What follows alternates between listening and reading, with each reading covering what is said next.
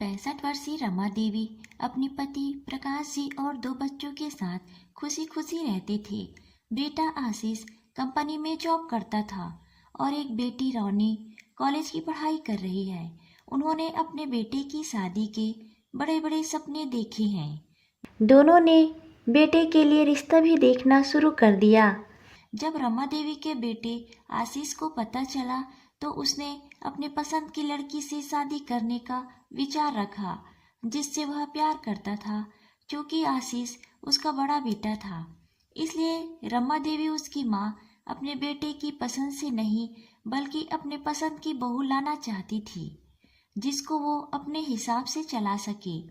रमा देवी ने अपने बेटे को बहुत समझाया, लेकिन वह नहीं मान रहा था, क्योंकि वह जिस लड़की से प्यार करता था उससे उसने शादी का वादा किया था।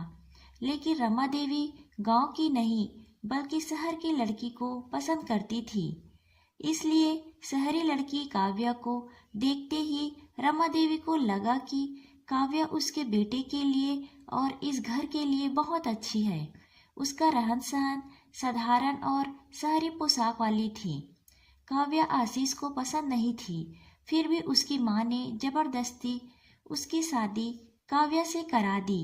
माता पिता के कहने पर आशीष ने भी काव्या से बेमन से शादी कर ली। काव्या बहू बनकर घर में आई, बड़ों का सम्मान करने वाली और घरेलू लड़की थी। आशीष ने भी अपने प्यार को भुलाकर काव्या के साथ खुशी खुशी रहने लगा। रमा देवी को अपने पसंद की बहू पर गर्व था। अभी शादी को 15 दिन ही हुए थे, लेकिन उस दिन के बाद उसकी यह सोच बिल्कुल बदल गई।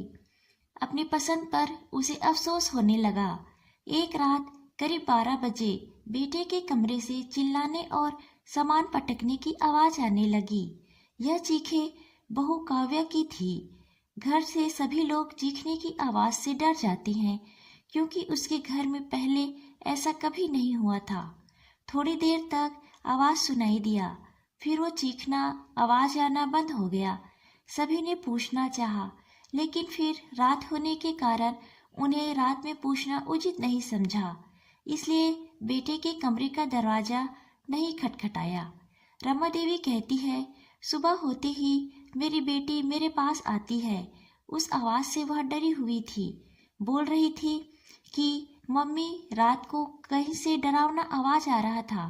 मैंने उसकी बात काट दी, कहा कि शायद कोई बाहर से आवाज आई होगी। बहू काव्या का स्वभाव उस दिन से बदल गया था। वो चुपचाप से रहने लगी थी। सुबह आशीष ने भी इस बारे में हमसे कुछ नहीं कहा। शायद पति पत्नी के बीच कोई बात हुई होगी, इसलिए मैंने उनसे कुछ नहीं पूछा। अगले रात फिर 12 बजे वही हुआ। आशीष के कमरे से फिर चीखने और सामान पटकने की साथ साथ इस बार रोने की भी आवाज आने लगी। इस रात करीब वह आवाज 15 मिनट तक चली। रात को होने वाली आवाज से मेरी बेटी उठकर हमारे पास फिर आ गई और कहने लगी, मम्मी, ये तो भैया के कमरे से आवाजें आ रही है। भाभी को क्या हुआ है? काव्या भाभी रोज रात को रोती और चीखती क्यों है? चलो अभी दरवाजा खुलवाते हैं।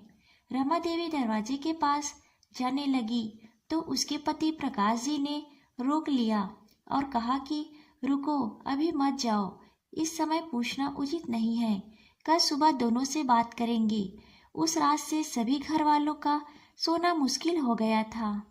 उस रात में ऐसा क्या हो रहा था, उस कमरे में ऐसा क्या हुआ, यह बात काव्या और आशीष को ही पता था, लेकिन दोनों ही कुछ नहीं बता रहे थे। पर दोनों के चेहरे से साफ पता चल रहा था कि कोई बात है जिसे ये दोनों छिपा रहे हैं। लेकिन क्या? सुबह बहू काव्या जल्दी उठकर घर के काम में लग गई।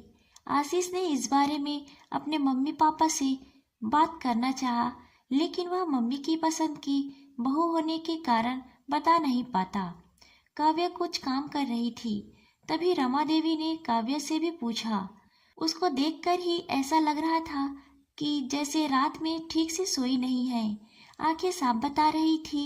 मैंने उसे पूछा, क्या हुआ, तुम रात को क्यों रो रही थी? मैं कब रो रही थी? नहीं तो, मैं तो सो रही थी और मुझे तो कोई आवाज़ें नहीं आई। आप क्या बात कर रही हैं? कहते हुए काव्या अपने काम में लग जाती है। रमा देवी सुबह अपने बेटे के कमरे में गई। उससे पूछा, क्या बात है? रात को सामान पटकने की आवाज़ आ रही थी। बहू ने भी कुछ नहीं बताया। आजकल वह शांत रहने लगी है। उसका चेहरा पूरा उतरा हुआ था। आशीष ने कुछ बोला नहीं।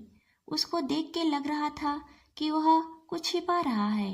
प्रकाश जी ने भी उससे पूछा, लेकिन वो कुछ नहीं बोला और घर के बाहर चला गया। रमा देवी को रोज का डर सता रहा था। अब जब भी रात आती, मुझे नींद ही नहीं आती। आधी रात को होता, बहू जोर जोर से रोती। मेरे मन में कई सवाल थे, क्या होता है उस कमरे में।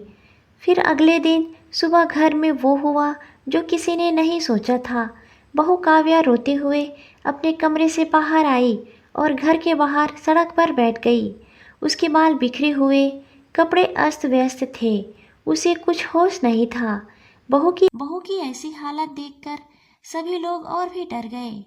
कहने लगे, रात को सोना मुश्किल और सुबह ये हाल, सबका जीना मुश्किल हो गया है।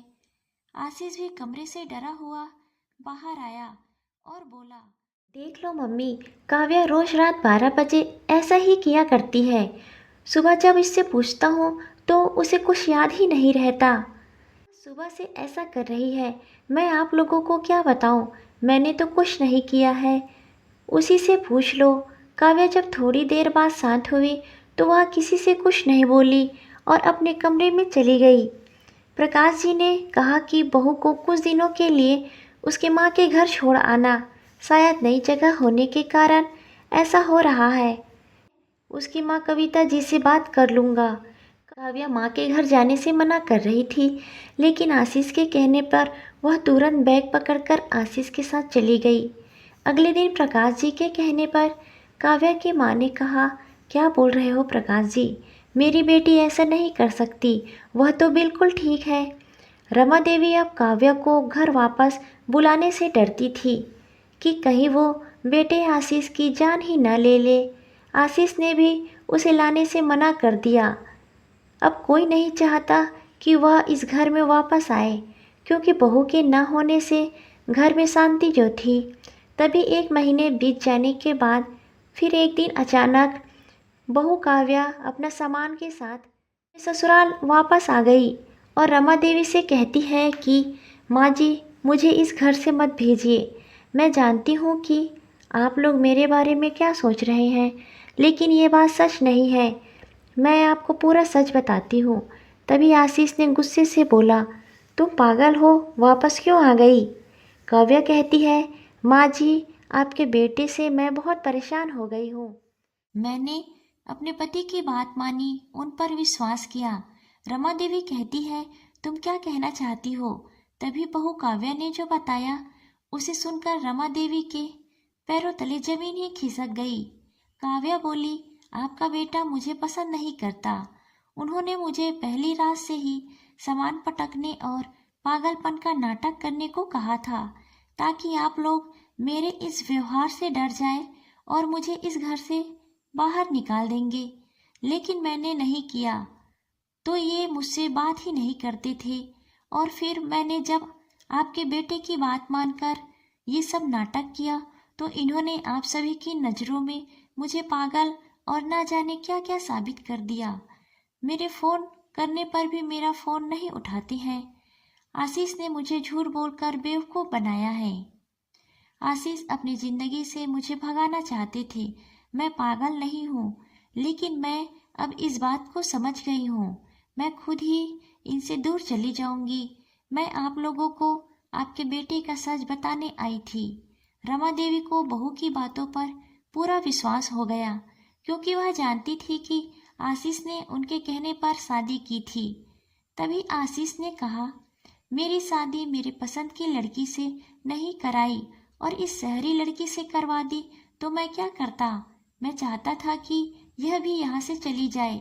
तभी काव्या घर के बाहर जा ही रही होती है, वैसे ही रमा देवी उसके हाथ पकड़कर अपने घर ले आती है और कहती है, आशीष, तूने अपनी माँ से बदला लेने के लिए इस भोली भाली लड़की को पागल बना दिया। ये घर काव्या बहू का भी है और काव्या कहीं नहीं जाएगी, यही रहेगी।